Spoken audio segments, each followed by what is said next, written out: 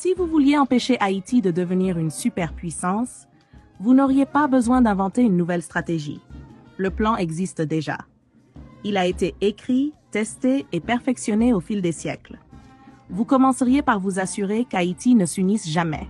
Le moyen le plus simple d'y parvenir serait de maintenir les divisions ethniques, tribales et religieuses. S'ils commencent à collaborer, rappelez-leur les rancunes du passé. Rouvrez les vieilles blessures. Financez les mouvements séparatistes. Gardez les différends frontaliers irrésolus. Veillez à ce qu'à chaque pas en avant, ils reculent de deux, trop occupés à se battre entre eux. Vous installeriez des dirigeants qui servent des intérêts étrangers, pas leur peuple. Trouvez les plus corrompus, les plus facilement manipulables, ceux qui recherchent le pouvoir et le prestige plus que le progrès. Offrez-leur l'autorité en échange de leur loyauté. Si un leader émerge avec une réelle volonté de servir Haïti, éliminez-le, assassinez-le si nécessaire. Sinon, déstabilisez son gouvernement et soutenez un coup d'État. S'il parle de nationaliser les ressources, faites-en un exemple. S'il tente d'unir Haïti, éliminez-le avant que l'idée ne se propage. Vous maintiendriez Haïti dans une faiblesse économique en l'empêchant de s'industrialiser. Laissez-le exporter des matières premières, mais jamais les transformer sur place. Contrôlez les mines, les champs de pétrole, les minéraux rares, qu'ils vendent à bas prix et achètent cher. Si Haïti tente de s'affranchir et de développer ses propres industries, sabotez-le. Imposez des sanctions. Déstabilisez sa monnaie. Financez l'opposition locale. Faites s'effondrer son économie. Si cela ne suffit pas, orchestrez une guerre civile.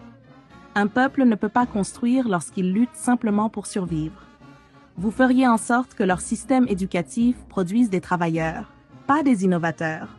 Apprenez-leur une histoire qui glorifie leurs oppresseurs.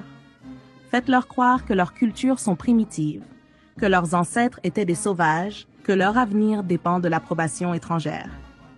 Entraînez-les à mémoriser, pas à penser de manière critique.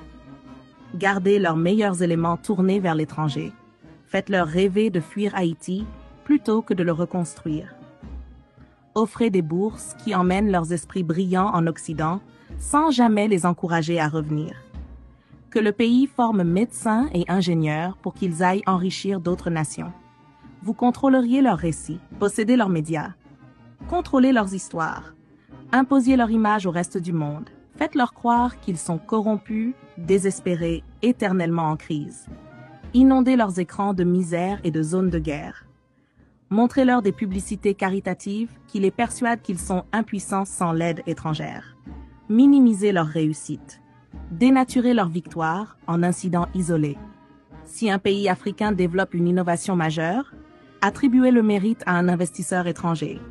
Si un dirigeant haïtien met en œuvre une politique efficace, présentez-le comme une exception, pas comme une preuve de compétence. Vous feriez en sorte qu'ils restent dépendants. Noyez-les sous la dette.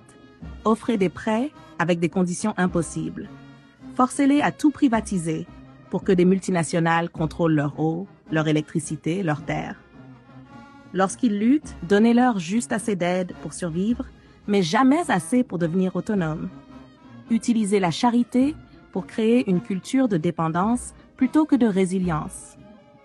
Faites-leur croire que l'intervention étrangère est nécessaire, qu'ils ne peuvent pas résoudre leurs propres problèmes, qu'ils ont toujours besoin de l'aide extérieure. Vous réprimeriez leur puissance militaire. Gardez leurs armées faibles, leurs industries de défense inexistantes. Vendez-leur des armes pour qu'ils s'entretuent, mais ne les laissez jamais développer une technologie militaire de pointe. Si un pays tente de construire un système de défense solide, accusez-le de menacer la stabilité. Assurez-vous qu'ils aient constamment besoin de casques bleus, de bases militaires étrangères, de conseillers étrangers contrôlant leur sécurité.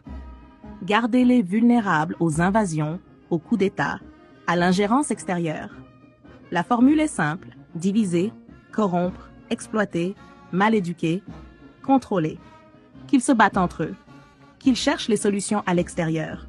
Qu'ils restent pauvres, dépendants, en insécurité. Faites en sorte que chaque tentative d'émancipation rencontre une résistance si forte que la génération suivante y réfléchisse à 2 fois avant d'essayer de nouveau.